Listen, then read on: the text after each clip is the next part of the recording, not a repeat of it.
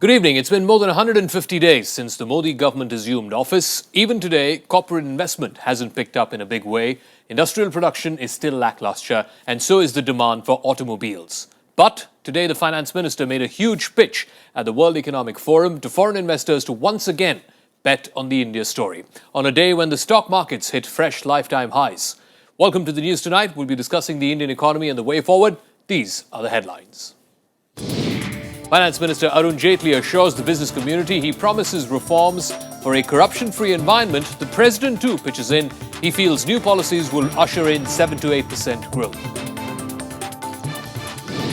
The markets respond favourably to the Finance Minister's promise of reforms. The Sensex hits a new record high. It crosses the 28,000 level amid hopes of a rate cut by the RBI.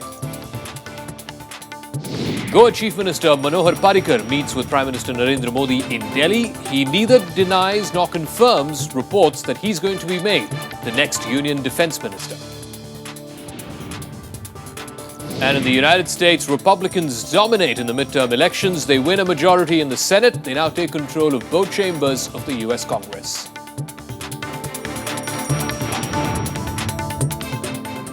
And our top story on the news tonight, stressing on the need for ease of business. Finance Minister Arun Jaitley today said that India must ensure there is stability of policy to try and facilitate global investors to come back to the country and put their money once again.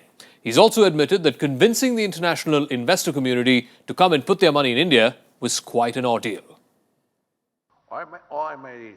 As part of its plan to revive the economy, the government has now said it is open to privatization of loss-making state-owned companies.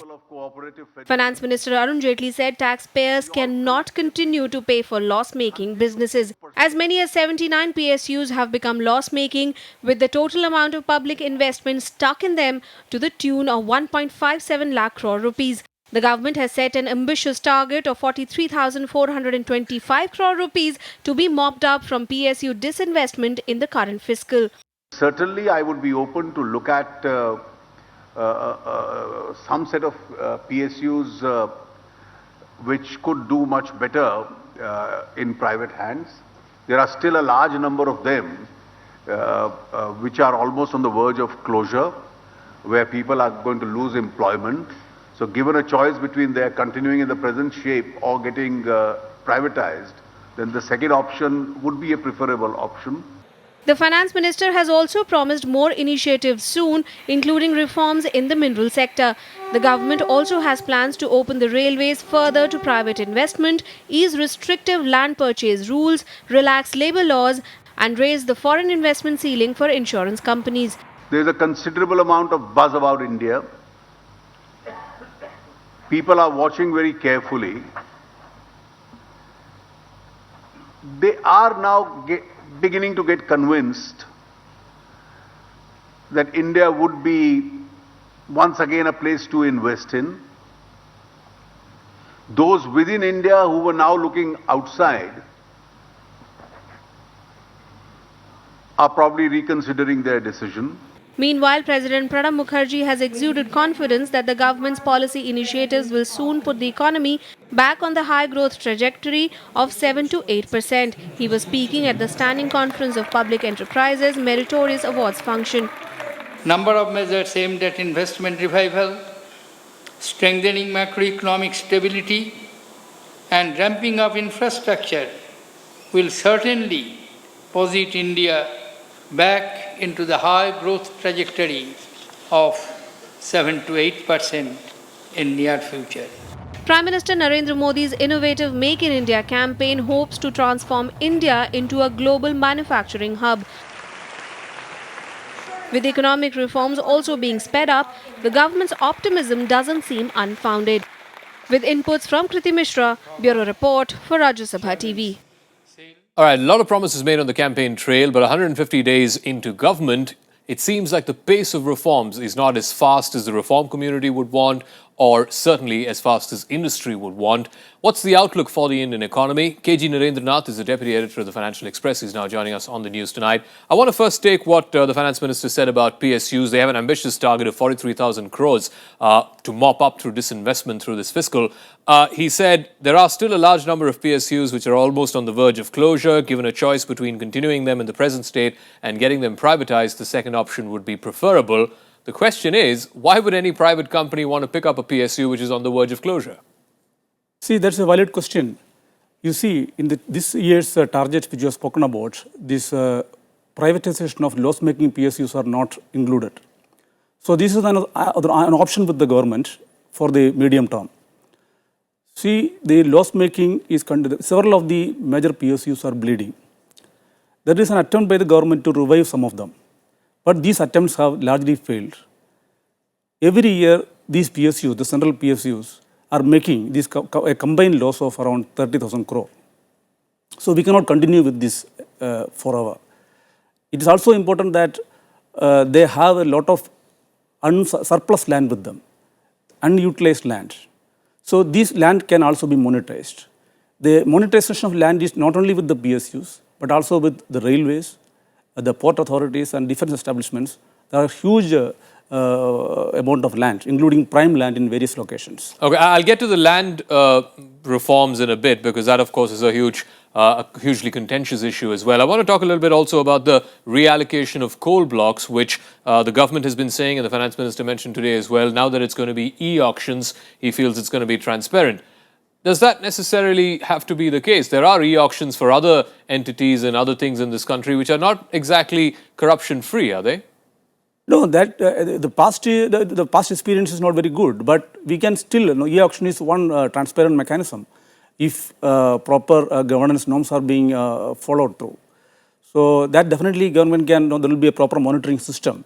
So we have the past experience with this, with us. So it is important that this amount of the surplus, the coal blocks are reallocated, and even now, several power projects who have signed their MOUs but are not able to get the coal linkage.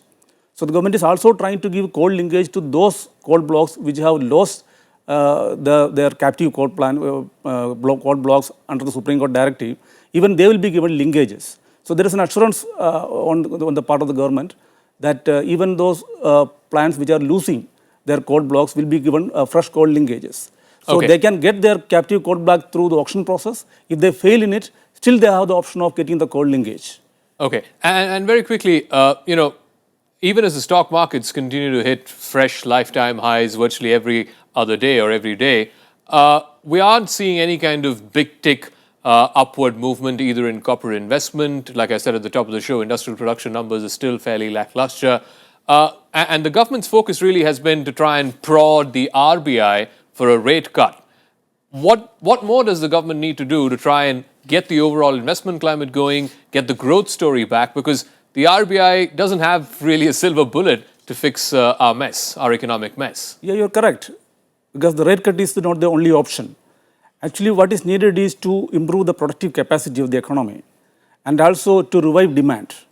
Even now, demand is substantially low, whereas investment demand or consumption demand, even now we see the demand scenario considerably bleak. So what is important is to have return on investment. That's right. The project should get good return on investment. For that, if you see the major infrastructure projects in the road sector, in the coal sector, in the power projects, they are all in a shambles now. Because they are all not, there are higher projections. The toll collection projections were much higher than the original, the actual collections they could have got. So several of the coal projects, the road projects are now are on the way, they are not on stream. So it is important that the demand in the economy is revived. For that, there is need to be structural reforms in the economy. Okay. To make land acquisition easier, to introduce the goods and service tax, and government also should invest more in the productive sectors. For that, it is important that subsidy, how the subsidy reform has promised. It will help reduce the subsidy on oil. Oil already, the oil prices are quite low. So this will help increase the, the fiscal deficit situation will improve. And so that government can invest more in productive sectors like health and education, which can in the long run help. road, isn't it, to try and carry out structural reforms in the economy. You'd be fooled by looking at the stock markets and how they are reacting, that all is well and the India story is back on track. But that's clearly not the case. KG Narendranath, Deputy Editor of the Financial Express, thanks very much for joining us with your thoughts, opinion and perspective into how to revive what has been a rather moribund Indian economy over the last few quarters or so. And like I said, Arun Jaitley's statements at the World Economic Forum coming on a day when the Sensex and the Nifty once again hit fresh lifetime highs, the Sensex breaching the 28,000 mark for the first time ever. The market ended with some smart gains after hitting record highs, both the Sensex and Nifty gaining for the fourth straight session. The 30-share Sensex, it ended 56 points up, 27,916, after hitting a fresh record high of 28,000. That's the first time it's crossed that level. The broader index, the Nifty, 50-share Nifty, ending about 14 points up, 83.38. So the benchmark index gaining about 0.2%, the broader NSE about 0.17%. According to experts, heavyweight banking and healthcare stocks led the gains today. The Sensex has touched 28,000. As they say, achedin for investors are here. And these record highs have started since, I think, March, April. And the trend and the momentum has continued. All right, now political news, and amid reports of a likely cabinet expansion this Sunday, Goa Chief Minister Manohar Parrikar today met with Prime Minister Narendra Modi and also BJP President Amit Shah. Parrikar, most circles say, is tipped to be the next Union Defence Minister. कहा जा रहा था कि रक्षा मंत्री के तौर पर आप दिल्ली आने वाले हैं। अभी वो उनसे पूछिए, उन्होंने तो कुछ आज कहा नहीं मुझे। इस बाबत कोई बातचीत नहीं है आप लोग की? इस मामले एब्सोल्युटली। अच्छा सर, ये भी था कि क्या कहा जा रहा है कि 9 तारीख को एक्सपेंशन एक्सपेक्टेड है, तो क्या मुझे मालूम नहीं है कब एक्सपेंशन है। आप सर फिलहाल गोवा में के मुख्यमंत्री ही बने रहेंगे? एब्सोल्युटली, अभी तो गोवा का ही मुख्यमंत्री हूँ। Thank you sir. Well, according to reports, senior BJP leader from Bihar, Ashwini Chaubey, Jayant Sinha, the son of senior BJP leader Yashwant Sinha, and senior BJP leader Mukhtar Abbas Naqvi may also find a place in the cabinet. So much of the speculation revolving around Manohar Parrikar and him being tipped to be the next defence minister. Vishal Dahiya is our correspondent who is tracking all the speculation. First of all, walk us through if and when this cabinet expansion is most likely to happen. And most importantly, of course, everybody wants to know who's going to be the next defence minister. Walk us through all the speculation that you're hearing. Well, yes, you're right. It is indeed a speculation as of now. But then what we are hearing from our sources is the fact that the cabinet expansion, if at all that happens, the first window for that is available on 9th of this month. The reason being that on 7th and 8th, neither the Prime Minister nor the President are in the town. While the President will be in Bhutan on a 2-day visit, the Prime Minister will be in Varanasi, that's his Lok Sabha constituency, for a 2-day visit. So obviously the first opportunity which is available is 9th, which is Sunday, and then 10th and 11th as well, before the Prime Minister leaves the country for a foreign visit on 12th again. And as far as names are concerned, yes, there are a number of names doing rounds, some of whom you mentioned. But apart from that, one very important development which has happened is that Manohar Parrikar has not only met the Prime Minister, but he has also met the BJP National President earlier in the day as well. Though, as we all saw and heard, that the Goa Chief Minister has clearly and categorically denied that there was any discussion between him and the Prime Minister as far as cabinet reshuffle is concerned. Also, another very senior and important leader in the BJP who just crossed over from Congress right ahead of the elections in the state of Haryana is Chaudhry Birendra Singh, who met the BJP National President Amit Shah in the evening. And then there are these other names, some of them from Bihar, a few of them from Uttar Pradesh as well, who speculations say that can find place in the reshuffle of the first reshuffle rather, or expansion, we must say, of the Union Cabinet. Apart from that, there are 1 or 2 names doing round from the existing ministers who are of the rank of MOS or MOS with independent charges, who can also be elevated to the cabinet rank. But once again, there is no official confirmation as of now for the date of the reshuffle or even the names which are likely to get the place of a berth in the Union Cabinet. All right, Vishal Dahiya, many thanks for joining us. Our correspondent there with all the Raisina Hill talk about a possible cabinet expansion and the possible inclusion of Manohar Parrikar as the next defence minister of the Union Government of India.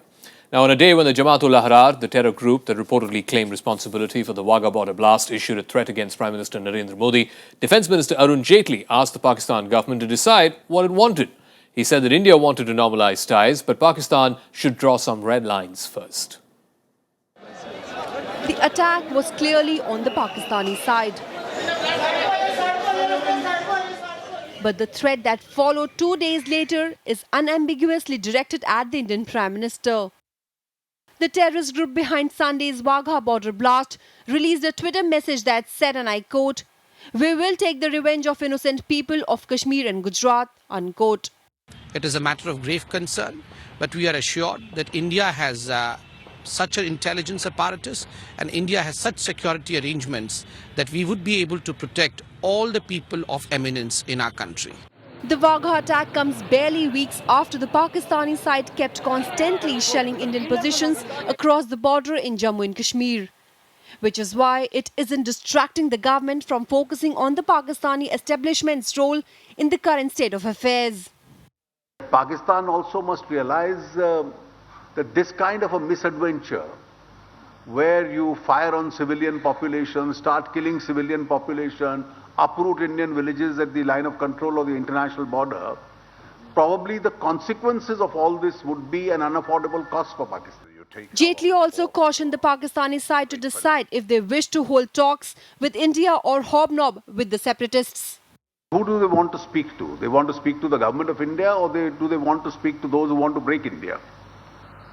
So unless Pakistan makes that conscious choice, a meaningful dialogue with Pakistan would not be possible. In August, India called off Foreign Secretary level talks after Pakistani's envoy Abdul Basit met Kashmir separatists on the eve of the dialogue. What followed thereafter is an escalation of ceasefire violations, pushing the possibility of fresh talks receding further into the background. Priti Mishra's report for Rajya Sabha TV. All right, we'll take a break here in the program. When we come back, more rumblings within the Congress in Tamil Nadu 2 days after G.K. Vasan quit the party. Now, Karthi Chidambaram adds his 2 cents. We're back in 2 minutes. Keep it right here. This is the News Tonight.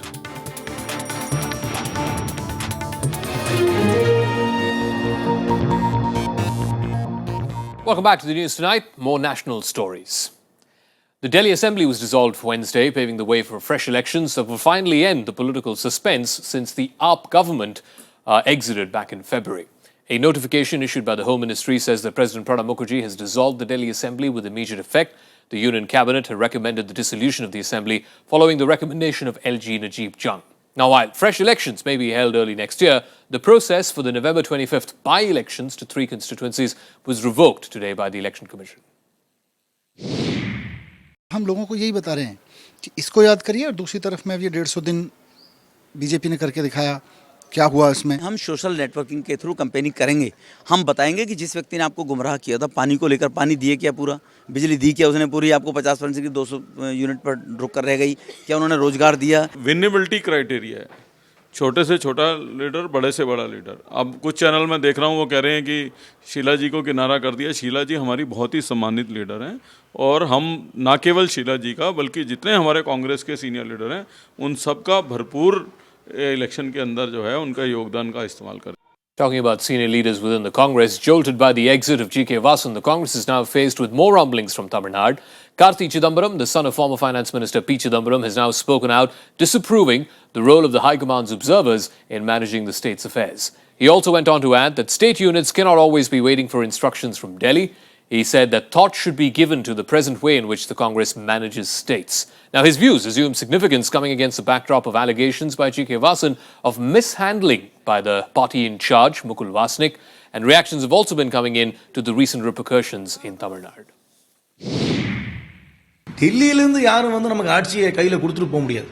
இங்கே கட்சியில் நம்ம ஒற்றுமையாக இருக்கணும், நம்மளுடைய வாதத்தை முன்வைக்க வேண்டும், தெளிவான சிந்தனையோடு இருக்க வேண்டும், திராவிட கட்சிகளுக்கு நிகரான தலைவரை நமது முன்னிறுத்த வேண்டும். As far as Vasan is concerned, it's not the first time that he has left. He had left in 96 also. We are a political ideology which believes in liberal, modern, inclusive politics and inclusive economy.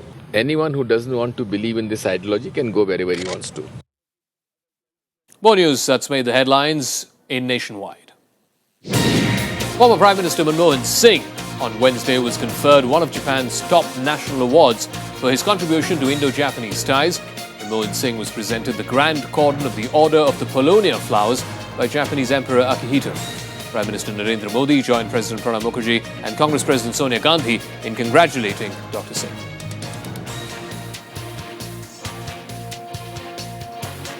Shops and businesses were closed in Kashmir on a strike call given by separatist leader Mirwais Umar Farooq. Normal life was affected. Banks, shops, schools and other educational institutions were shut. The separatists were protesting the killings of 2 teenagers by army soldiers this week.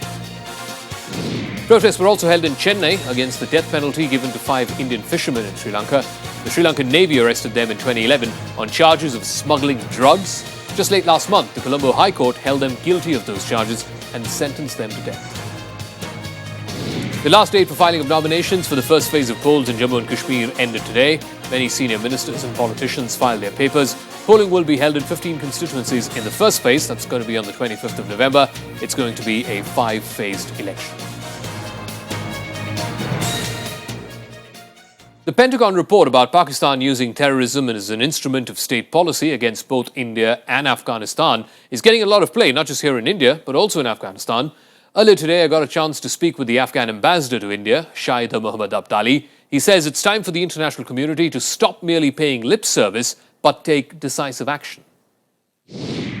Just recently, there's a Pentagon report which has said that the Pakistan establishment, the military establishment, uses terrorist proxies as a hedge against Afghanistan. I want your comments and your thoughts on this report and the wider problem of getting the Pakistanis on board. I don't think this is a new report or a new understanding that we should have about what terrorism is about and where it's being nurtured and where it's being supported. I think we must go beyond just having the sense or the understanding of where the problem is coming from to action, because that's what Afghanistan has been telling the world. And I think if I can go back to pre-9/11, Afghanistan was at the forefront telling the world that the situation was evolving in Afghanistan that was going to pose a threat to the world community, not only to our region. And you can watch the full interview with the Afghan ambassador Friday night, 10 p.m. on Indian Standard Time. More international news now, and there's been a thumping victory for the Republicans in the US midterm polls, even as some races have gone off to a runoff. The Republicans have won control of the Senate. They've won the 6 seats which were necessary to gain a majority. They also picked up 9 more seats in the House of Representatives. Now that means the conservative Republican Party now controls both chambers of the US Congress. As a fallout, the rest of the Obama presidency, you can be rest assured, is going to be lame duck. Thanks to all of you. We are heading to Washington. And we are going to make them squeal. Republicans have seized the Senate for the first time in 8 years. They've gained the upper hand in the US Senate. The Democrats, having lost both chambers, will now take the back seat on Capitol Hill. Voters around this state had their voices heard. They are not red. They are not blue, but they are crystal clear. Crystal clear in their message to Washington, D.C. Get your job done and get the heck out of the way. Republican Senator Mitch McConnell, who's most likely going to be the Senate Majority Leader, said the result was a vote against a government that people can no longer trust. He was re-elected to the Senate from Kentucky. Tonight they said we can have real change in Washington, real change. There's an old saying that's often attributed to Winston Churchill that I'm reminded of. He said, you know, the Americans, they always do the right thing after they've tried everything else first. Republicans won in Arkansas, Colorado, Iowa, Montana, North Carolina, and West Virginia. The Republican Party easily won the 6 seats that it needed to win control of the Senate. In Louisiana, neither of the top 2 candidates gained half of the vote. Now there's going to be a runoff early December. Thank thank you so much. Thank you for your support, your encouragement, and your love fighting for the future of Louisiana. Now we have the race that we have wanted. So when the new Congress convenes in January, the Republicans will be in charge of both chambers for the first time since 2006. There couldn't have been a worse way for Obama to finish off the last 2 years of his presidency. 6 years ago, Obama told his country, "Yes, we can." Today, America replied, "No, you cannot, Mr. President." Bureau Report, Rajya Sabha TV. About immigration and the fact that... Indian batting legend Sachin Tendulkar launched his autobiography, Playing It My Way, in Mumbai today. The book reflects Sachin's 24-year-long playing career. Just before the launch, Sachin presented the first copy of his autobiography to his mother. In the book, he talks about the highs and lows of his career. The batting genius has also dedicated a special chapter to his wife, Anjali, saying it was difficult for him to write about their relationship. Even before its launch, the book created enough of a stir, with Sachin accusing former India coach Greg Chappell of being a ringmaster who imposed his ideas on players. The launch saw several of his former teammates and cricketing legends in attendance. Renowned sports journalist Boria Majumdar has co-authored the book. I've only realized that after I've retired and I've heard through someone else. So, a lot of things. I mean, right from the day I started playing cricket, early on he would travel with me, and then he would be constantly in touch with me all the time. I mean, I know, to put it in short, that we have lived this dream together. The abiding memory for me in that particular test match is me giving Sachin Tendulkar the ball on the last day, that day, to bowl and over. And he got Moin Khan out, and we walked off as a team celebrating that wicket. And for me, that was what it was all about. India on the verge of an historic test win, winning a test match in Pakistan for the first time. I was the only captain who had to ask from my players, can I do this? And no, it's true. It's difficult. One is that a lot of the time your husband is not there, so you have to manage everything on your own. Plus, traveling with kids, it was never easy. You better pick a copy before you know it. It's going to be off the shelves.